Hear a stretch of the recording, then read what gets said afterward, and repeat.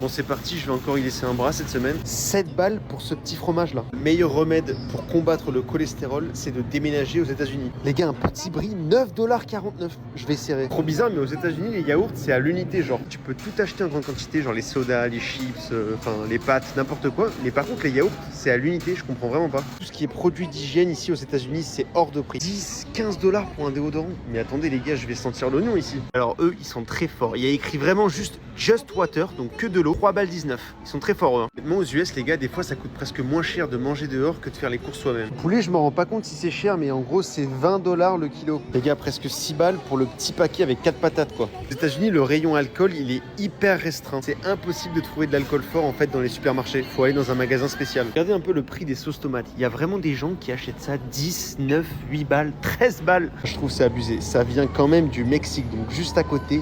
2 balles l'avocat. Je comprends les Américains qui bouffent que des fast-food. Ça leur coûte vraiment 2 fois moins cher. Bon allez, je vais prier très fort. Pour la semaine, j'ai dépensé 74 $. En vrai, ça va.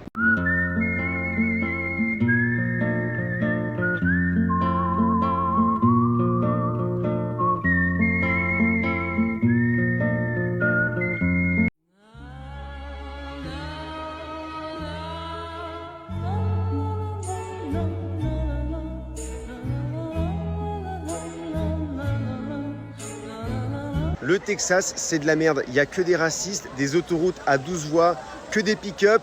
Et en plus, c'est le désert. Il y a vraiment des gens qui pensent ça. Mais ces gens, ils sont fous. C'est pas possible. Ils n'ont jamais visité le Texas. Je veux dire, regardez, c'est quoi cet endroit de fou là? Par exemple, je suis à Austin. Mais c'est quoi cette ville de malade? Je comprends pourquoi tous les gens en Californie, ils se barrent pour venir ici. Et les barbecues, on en parle? Non, parce que là, je viens de manger un truc et je m'en rappellerai toute ma vie. J'ai hésité à prendre l'os en souvenir. Ils sont là, ils cuisent la viande pendant des années. Le truc, c'est tellement tendre, ça fond dans la bouche. Alors oui, c'est vrai, il fait extrêmement chaud. Je veux dire, faites pas la même erreur que moi à venir en été. Bon, après, il y a aussi des villes qui sont énormes pour rien. Par exemple, Houston, j'ai passé 3 jours. J'aurais mieux fait de les passer autre part. Typiquement, San Antonio, j'avais vu aucune photo. Et moi, je peux vous le dire, hein, le joueur français, la Wemby, il est bien. Au final, le Texas, c'est un état qui a une culture hyper intéressante. Mais il y a aussi les rodéos. Le tubing, ça c'est incroyable, je l'ai fait à San Marcos, je le conseille. Alors attention, hein, c'est loin d'être mon état préféré, mais je peux comprendre les gens qui sont absolument fans de celui-là. Souvent, le truc le plus choquant pour les Français qui débarquent aux États-Unis, c'est le style vestimentaire des Américains. Mais moi, ce qui me choque le plus, c'est que les mecs ici, ils sont accros à la livraison. Ils commandent absolument tout sur Amazon. Faut qu'on en parle. Non, je vous jure, à chaque fois que je passe devant une maison, il y a un colis devant la porte. C'est systématique. Les mecs, ils sont sereins. Ils laissent des colis pendant des heures à la vue de tout le monde. Ça a pas l'air de les déranger. Dans mon building, je croise des gens, ils commandent 3-4 colis par jour. Par jour, les gars. Je pense que dans toute ma vie, j'ai pas commandé autant de trucs. Matin, je fais la blague à mon voisin en mode mais toi, tous les jours, c'est Black Friday. Il me répond mais non, t'inquiète, j'ai juste commandé une brosse à dents, il fallait que je la change. Moi, il y a 2 trucs qui m'ont choqué dans sa réponse. La première, c'est que la pharmacie, elle est à 50 mètres où il y a plein de brosses à dents. La deuxième, c'est d'où tu te fais livrer 2 heures après avoir commandé. C'est quoi? C'est un truc de dingue. En France, dans mes souvenirs, quand tu commandais un truc, ça prenait 3 semaines à arriver. Le livreur, il te dit qu'il va passer entre 8h et 17h. Au final, il passe jamais. Alors qu'ici, les livreurs, ils sont tellement efficaces. Tu commandes un truc, tu le reçois le jour même. D'ailleurs, quand tu te balades dans les rues et que tu vois des camions de livraison, les mecs ils conduisent tout le temps avec la porte ouverte. C'est un truc de malade. Aux États-Unis, c'est vraiment trop bizarre, mais en fait, leurs pêches, elles ont pas de poils sur la peau. Honnêtement, le rayon fruits et légumes aux États-Unis, ça fait à peu près la même taille qu'en France. Limite, c'est ici, t'as pas plus de choix entre toutes les différentes tailles. Par exemple, tu vas avoir ces petits oignons, ensuite t'as des oignons de taille moyenne, puis ça va jusqu'à la taille XXL. Regardez ça, on dirait un ballon de foot. Les Américains, vous pouvez m'expliquer l'utilité d'emballer des légumes à l'unité?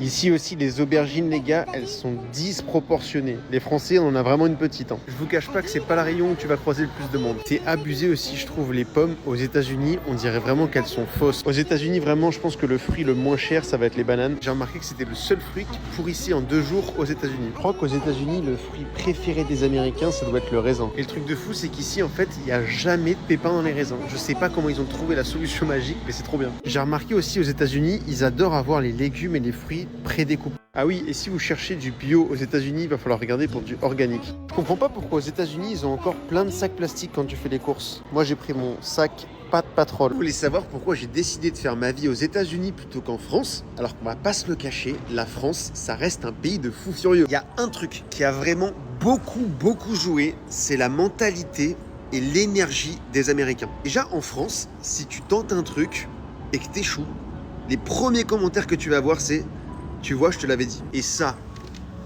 Alors qu'aux États-Unis, si tu tentes un truc que tu te plantes complètement, eh ben on va te dire t'inquiète, ça va te servir pour la prochaine. Je sais pas comment les Américains ils sont programmés, mais ils ont une énergie positive. C'est addictif, c'est une drogue. En fait, peu importe la situation, que ce soit dans la rue, que ce soit un dîner en famille ou au travail, ils vont toujours être positifs, bienveillants et respectueux et encourageants. Alors je sais que je suis tout le temps dans l'exagération, mais honnêtement en France, j'avais cette impression que les seules personnes qui pouvaient être ambitieux, c'était les athlètes.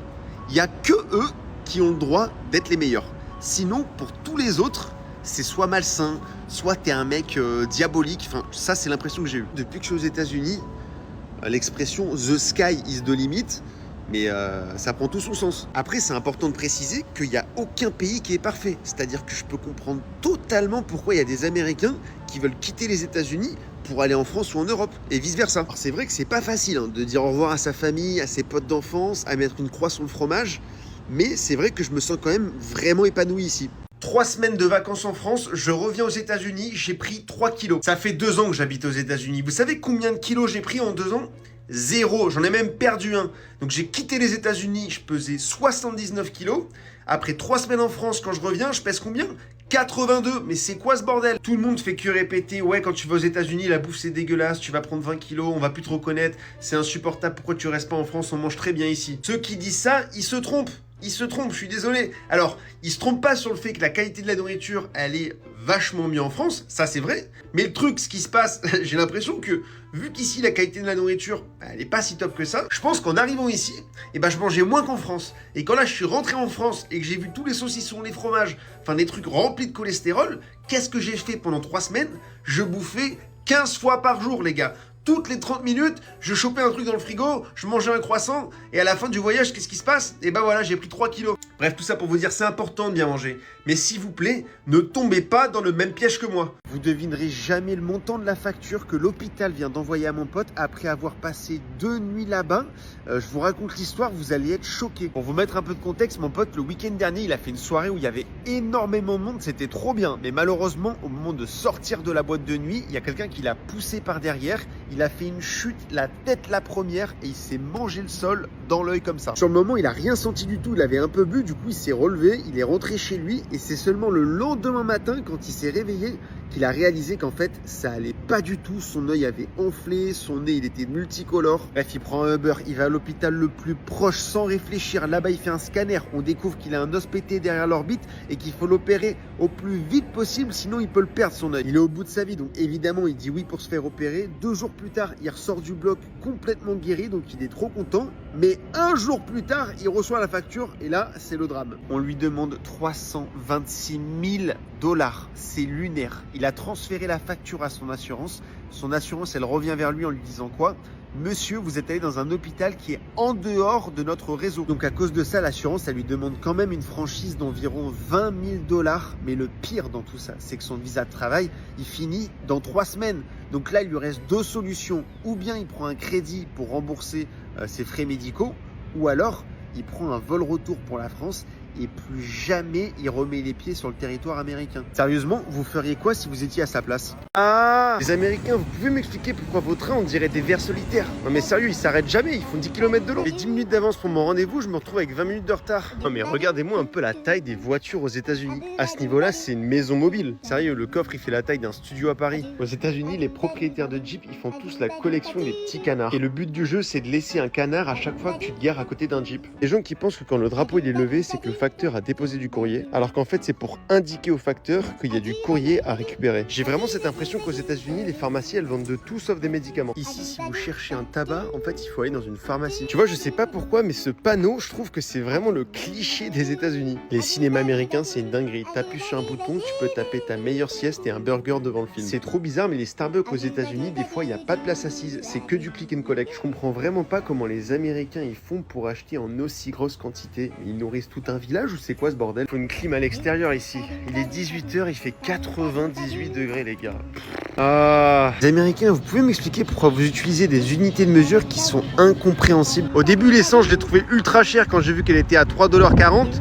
Mais après, j'ai appris que c'était en gallons. Et un gallon, c'est égal à 3 litres. Donc au final, pas si mal. Non mais bordel, même la limitation de vitesse. Au début, j'avais peur de me faire flasher en marchant, je vous jure. Mais encore une fois, c'est juste parce qu'ils ont décidé d'inventer une unité de mesure que personne n'utilise à part eux. Donc ici, ils mesurent en pound, qui d'ailleurs est la monnaie officielle en Angleterre. Ici, ils l'utilisent pour peser. Mais sur certains produits, ils affichent le poids en kilogrammes. Comment je suis censé comprendre? Je vous avoue que la météo Gulli, elle me manque un peu ici. Ça fait 5 mois que la cuisson, je la fais au talent. Quand je m'habille, je sais pas si je dois mettre un jean, un t-shirt ou alors une polaire. Le pire, je trouve, c'est avec les boissons. Ici, ça se calcule en oz. Je sais pas ce que ça veut dire. Mais du coup, un oz est égal à 29 millilitres. Donc là, cette bouteille, tu as 64 oz, ce qui fait 1,89 litre. L'unité qui m'a causé le plus de problèmes, c'est l'unité de mesure de longueur. En fait, j'étais allé chez le coiffeur, je lui avais demandé de me couper 2 cm. Mais comme un con, j'ai dit 2 inches. Et bah le mec il m'a enlevé 2 pouces, c'est 5 cm, je ressemblais à 1 pouce. Les Américains, vous pouvez m'expliquer pourquoi les touches de votre clavier, elles sont rangées dans n'importe quel sens? Je commence à comprendre pourquoi vous prenez autant de temps à répondre à mes mails. Dans les cuisines aux États-Unis, j'ai remarqué que assez souvent quand même, il n'y avait pas de hotte au-dessus des plaques de cuisson. Les gars, je peux vous dire que quand je fais cuire mes bacon, ça crame dans tous les sens, il y a de la fumée partout.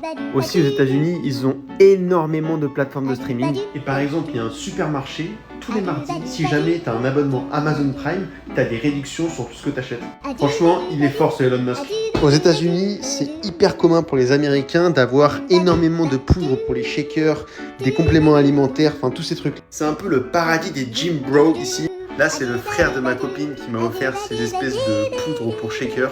Merci Philippe, mais j'y goûterai jamais à ça.